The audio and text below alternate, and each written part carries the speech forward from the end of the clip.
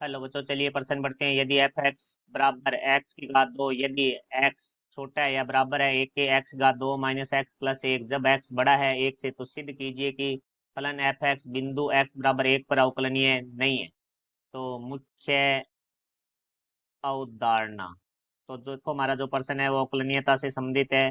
तो यदि अवकलनीय की हम बात करें तो हमारे पास हम निकालेंगे दायां अवकलज और बायां अवकलज। यदि हमारा बायां अवकलज बराबर आता है दायां अवकलज, तो हमारा फलन अवकलनीय होगा, और यदि बराबर नहीं आता है तो फलन अवकलनीय नहीं होगा। तो देखो, हमारा जो बायां अवकलज है वो हम कैसे ज्ञात करते हैं।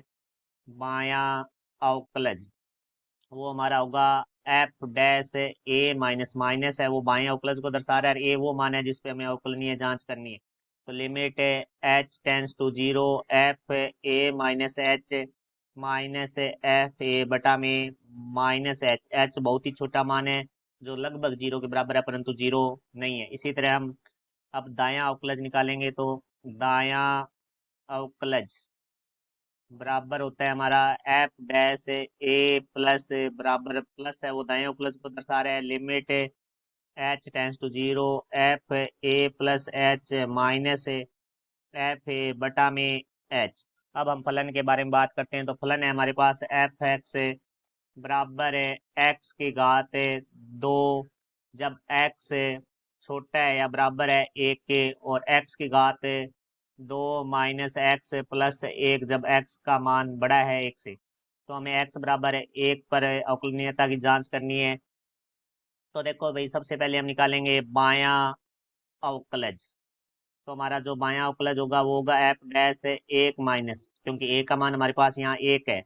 तो limit h tends to zero f एक माइनस एफ एक बटा में माइनस एच। तो एक माइनस एच है, तो इसका अर्थ हो गया कि एक से छोटा मान होगा, क्योंकि एच का मान कुछ न कुछ है, क्योंकि बिल्कुल शून्य नहीं है। तो एक से छोटे मान के लिए हम बात करेंगे। तो यहाँ से हमारे पास आ जाएगा limit h tends to zero, एक से छोटे के लिए फलन है एक्स की घात दो, परंतु एक्स की जगह हमारे पास है एक माइनस एच। तो एक माइनस एच की घात दो माइनस एफ एक, एक के लिए हमारे फलन है एक्स की घात दो, परंतु एक्स की जगह हमारे पास है एक, तो एक की घात दो बटा में माइनस एच।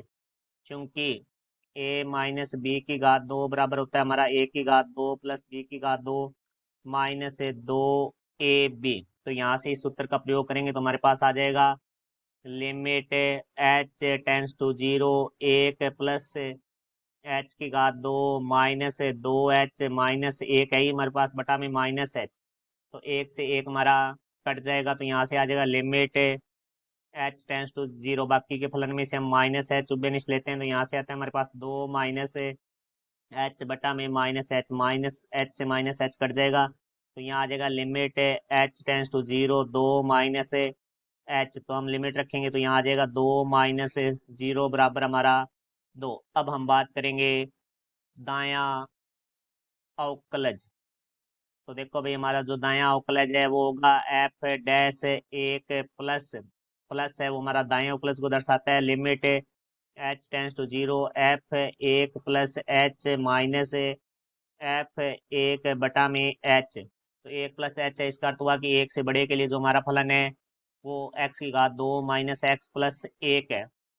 तो एक्स की जगह हमारे पास है आ जाएगा एक प्लस एच। तो यहाँ से हमारे पास आ जाएगा limit h tends to zero एक प्लस एच की घात दो माइनस एक प्लस एच प्लस एक माइनस। अब देखो, एफ एक पे मान हमारा होगा एक की घात दो, क्योंकि एफ एक के लिए हमारा जो फलन है वो एक्स की घात दो है, और एक्स की जगह हमारे पास एक होगा, तो एक की घात दो बटा में h. Limit h tends to zero, यहाँ हमारा जो सूत्र लगेगा वो लगेगा ए प्लस बी की घात दो, जो कि होता है ए की घात दो प्लस बी की घात दो प्लस दो ए बी।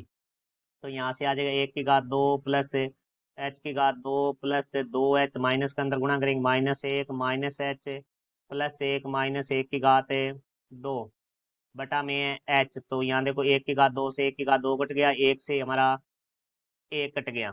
तो यहाँ से हमारे पास आ जाएगा limit h tends to zero h की घात दो दो एच माइनस एच, हमारा प्लस का एच हो जाएगा बटा में एच। तो यहाँ से हमारा उभयनिष्ठ आ रहा है वो एच आर है, तो यहाँ से एच उभयनिष्ठ लेंगे तो हमारे पास आ जाएगा एच प्लस 1/में एच, तो एच से एच हमारा कट जाएगा, तो हमारे पास बच जाएगा limit h tends to 0 h+1। अब हम लिमिट रख देंगे तो हमारे पास आ जाएगा 0+1 बराबर 1। तो हमारा जो बायां अवकलज है वो 2r है, जबकि दायां अवकलज है वो हमारा 1r है।